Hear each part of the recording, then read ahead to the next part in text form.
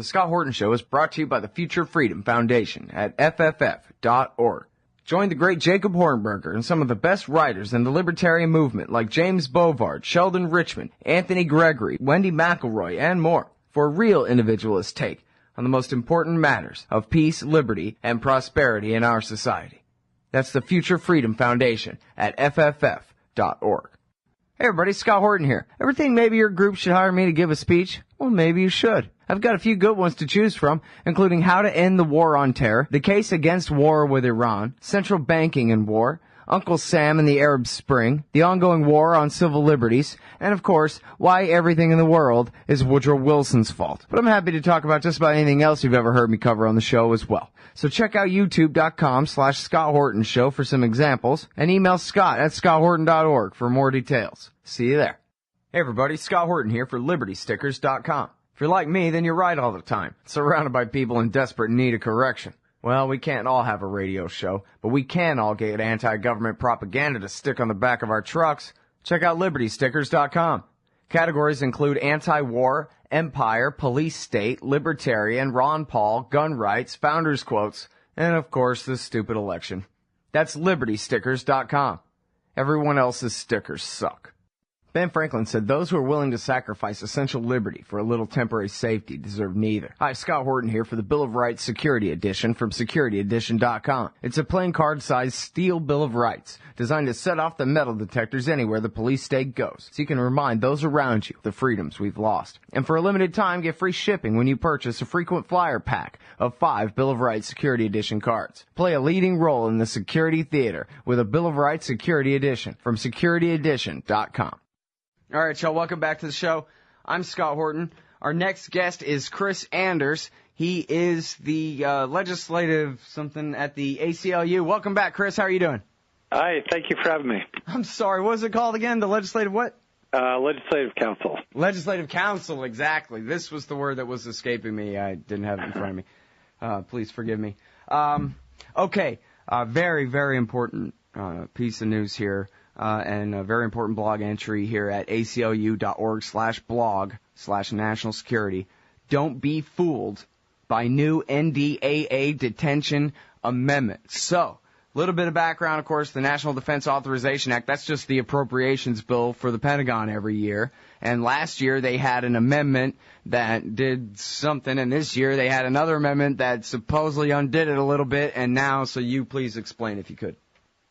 So I think a lot of your listeners probably remember the NDAA from last year, the National Defense Authorization Act. And last year it had this very, very broad provision in it that authorized the president to order the military, any president, to authorize to order the military to indefinitely detain without charge or trial people picked up even far away from any battlefield. And there was a lot of concern at the time that there's no explicit exclusion for United States citizens or anybody else picked up in the United States itself. And at the same time, we had some really key senators, people like Senator Lindsey Graham of South Carolina and John McCain, speaking on the Senate floor about how even United States citizens and even people picked up in the United States could, and in some cases should, be put into military prisons without ever being charged or tried for a crime, potentially for the rest of their lives. Now, for the ACLU, and I think for a lot of other people looking at this, our view is that there still are protections in the United States against that kind of detention for people picked up here.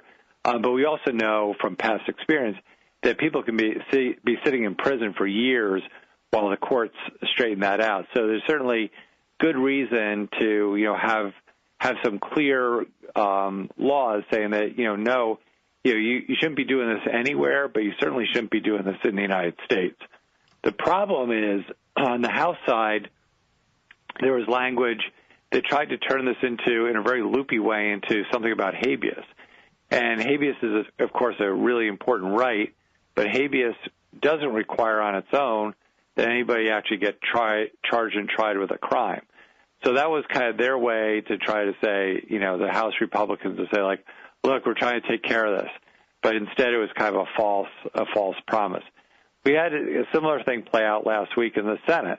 And so Senator Feinstein offered an amendment, and, her amendment says, well, citizens and lawful permanent residents, which are green card holders, can't be held under the AUMF unless Congress authorizes it. And so this kind of creates all kinds of crazy problems. And so for one thing is it doesn't say, nobody in the United States can be held without charge or trial. So of course that leaves, lots of immigrants who could be.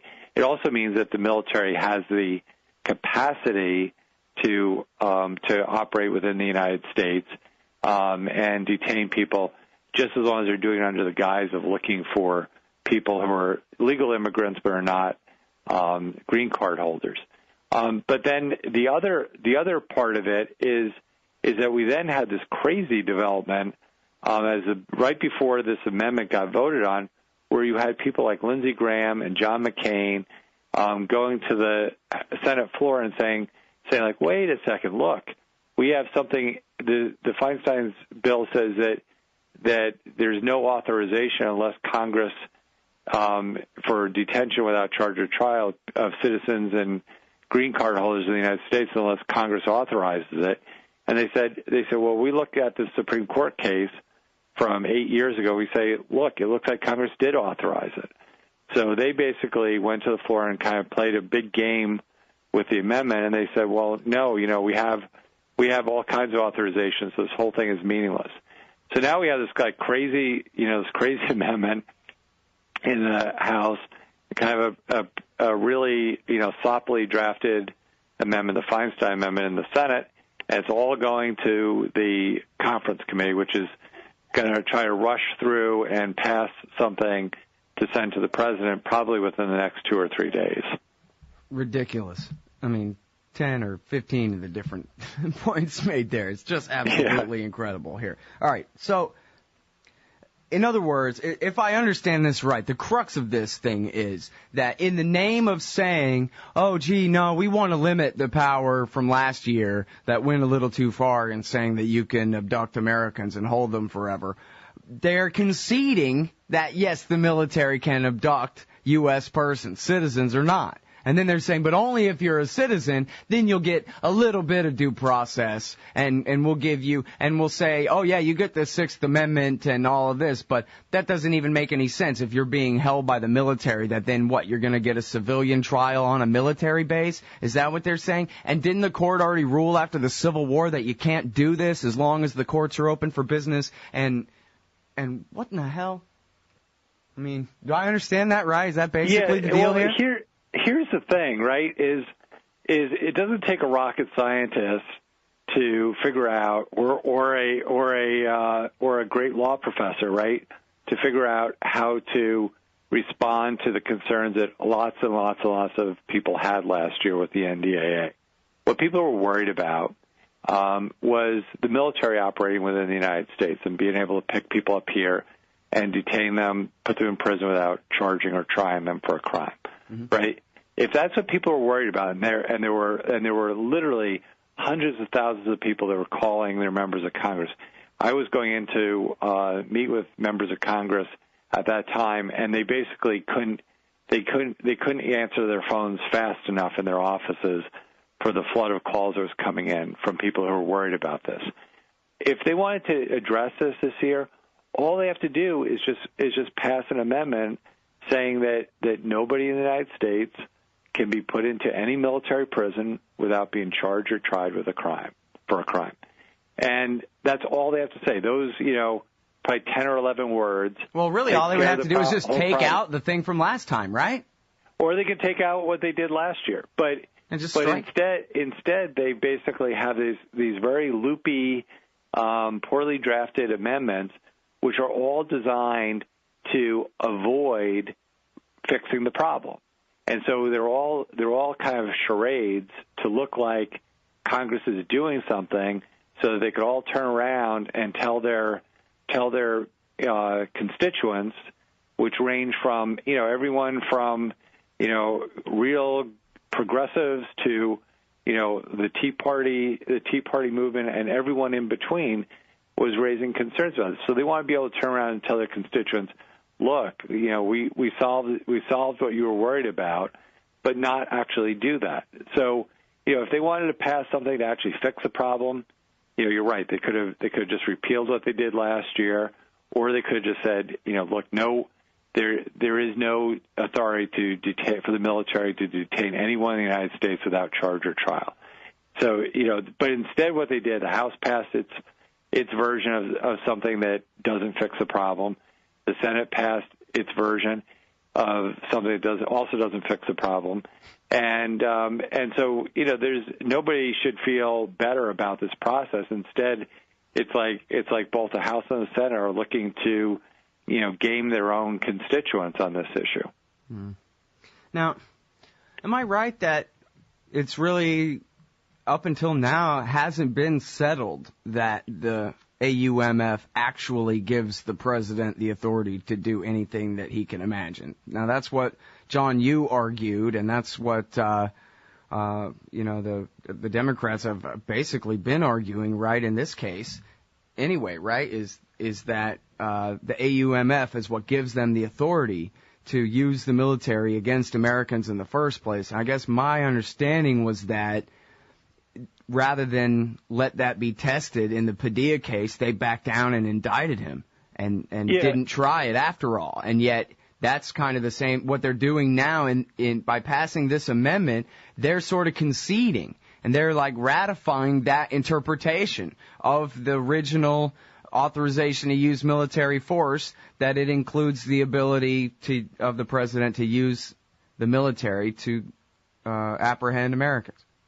Yeah, we're worried about what's implied, because it does seem to imply that that there's authority to operate, at least for some purposes, for the military to operate in the United States. And that was hardly settled before, right? That the AUMF granted that much authority. Yeah, and I think that you're right. That's a question that the Supreme Court never got to, because Jose Padilla and then later someone who was here on a student visa, Almari, both had cases that were about to be argued to the Supreme Court on whether and how the AUMF applies, the authorization for use of military force applies in the United States. And in both those cases, we felt pretty good that the Supreme Court was going to say, no, not here. But both of them were charged before the Supreme Court was able to decide the case, and so that ended both those cases. But, I also want to raise, while we're on this NDAA, there's another kind of big issue that's looming out there that I'm sure your listeners are interested in, that's part of the NDAA, which is there's been this, problem that, Congress first caused, but the president signed it, so he's part of it too, which has been for the last two NDAAs, the president has signed into law restrictions on transferring people out of Guantanamo. So, the president made, of course, when he was running for president the first time, and then more recently on the Daily Show with Jon Stewart, made commitments to closing Guantanamo. But he signed into law twice as part of NDAA's restrictions that have said that for the following year, that it makes it almost impossible for anybody to be taken out of Guantanamo and sent back to their home, even if they're completely innocent, or to be resettled in another country, or to be tried in federal criminal courts here.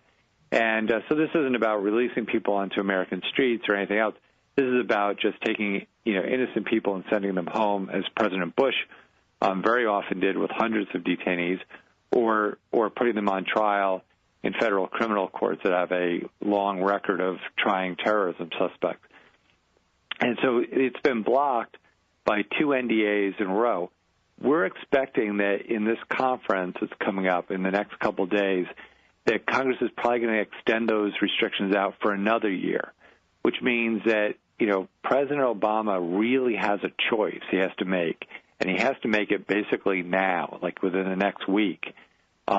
Is he going to be the president who does everything he can to try to close Guantanamo, or is he going to be a president who, year after year signs into law restrictions blocking himself from carrying out his his promise to close Guantanamo.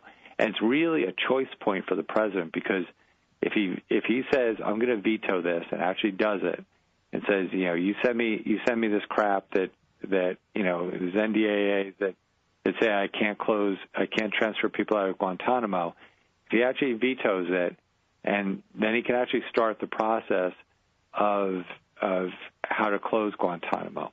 If he signs it, though, it means he's basically written off the first year of his second term. He basically has written off basically all of 2013 to closing Guantanamo. And once he signs it again, Congress will send it back to him again next year, and it's just going to become harder and harder and harder. So I think if he doesn't veto it this year, it's going to make it close to impossible for him to meet that promise. And so, one of the things that we've been urging is for people to contact members of Congress, contact the White House, and urge the president to, stand up for his promise and close Guantanamo and veto the NDAA. And this stuff with the Feinstein language and IOT amendment and this habeas, this misstatement of habeas rules, all this other stuff is probably going to be in the bill too. So there's lots of bad things in this NDAA, and the president really should, take a stand at this point and basically say, no more. I'm vetoing it. I'm the president. I have the power under the Constitution to veto it. You don't listen to me. I'm vetoing. And it's a big deal for the president to do that, but it really is time for him to stand up and take a stand on this. Yeah. Well, good luck with that. I certainly agree. It'd be nice if people would make that a priority, holding him to his promise on that. And did I understand you right that you were saying that these restrictions actually prevent anyone, no matter how clear they are, habeas corpus ruling or anything else, nobody can go home, whether they're Yemeni or whether they're anybody? Yeah, here's another place, right, where Congress uses lots and lots of words, right, to achieve their result in a very kind of loopy way. They set up a certification process, right, and so that's actually what's in the bill is that the defense secretary has to certify all kinds of things before anyone can go back home, even if they've been cleared by. And actually, if anyone who's cleared, and over half the detainees at Guantanamo have been cleared. What cleared means is that the Director of National Intelligence, the Secretary of State, the Secretary of Defense, the Justice Department, the Department of Homeland Security, basically every branch of government or every part of law enforcement and national security has signed off on them, has said that this person should be sent home. There's no reason this person should be sitting at Guantanamo.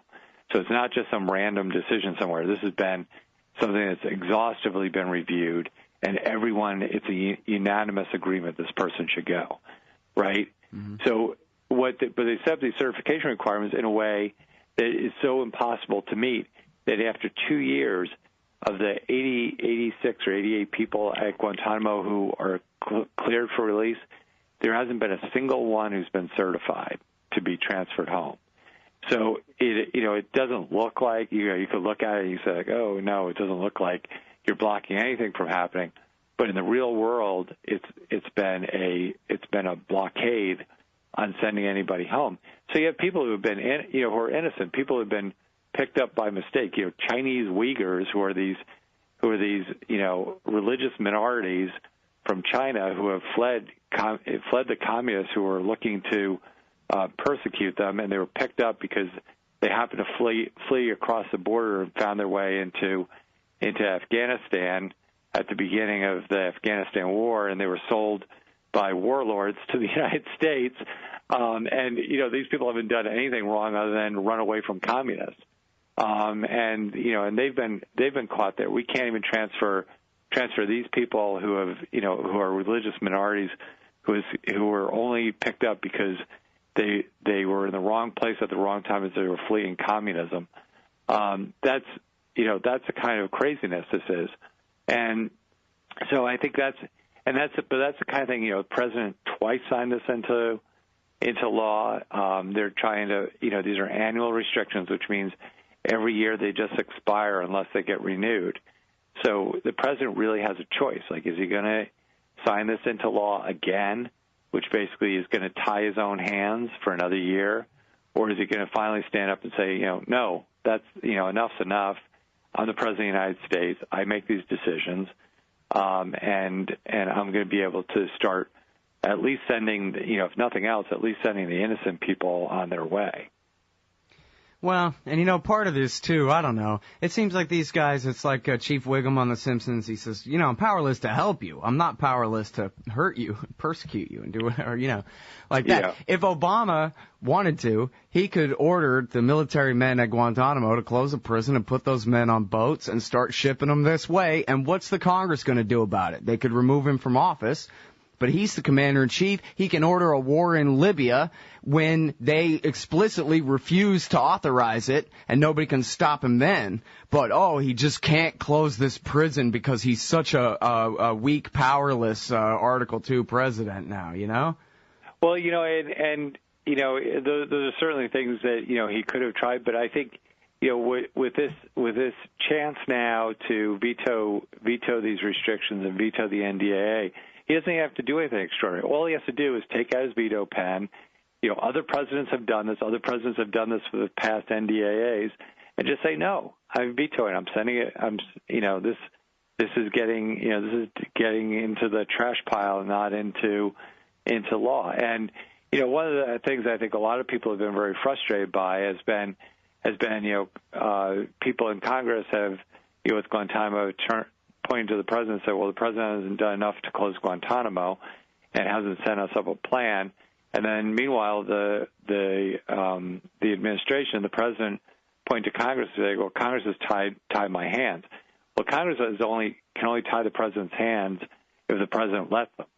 And so, what he has to do now is basically say, no, I'm done with you trying to tie my hands. I'm not going to be part of this. I'm not signing this. If you wanted to pass another NDAA, you take all this stuff out and you send me a good, new, clean bill without any of this in it. And that's the kind of thing that, of his predecessors, President Carter, President Reagan, President Clinton, and President George W. Bush, each of them had done that with an NDAA at some point in their presidency. And the part that's interesting, and I know you've worked a lot and talked a lot on the torture issue before, Scott, but one of the things that when George W. Bush vetoed the NDAA, here's the amazing story about that, right?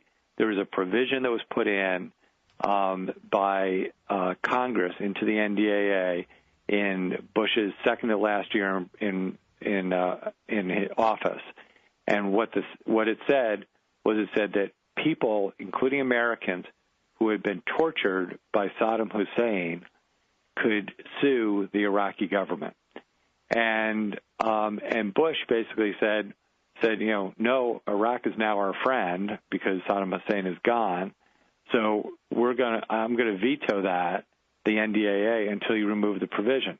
So he basically vetoed the NDAA to deny Americans the ability to sue the Iraqi government for being tortured by Saddam Hussein.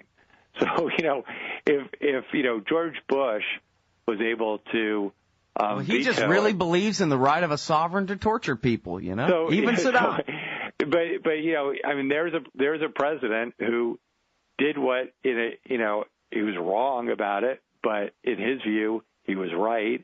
And so he vetoed the bill. And, and he didn't, I don't think there was a lot of hand-wringing going on over whether he should veto or not veto. He got out his veto pen, he vetoed it. Then Congress, went back and they took the provision out and they passed the bill over again without the part that he didn't like, and then he signed it.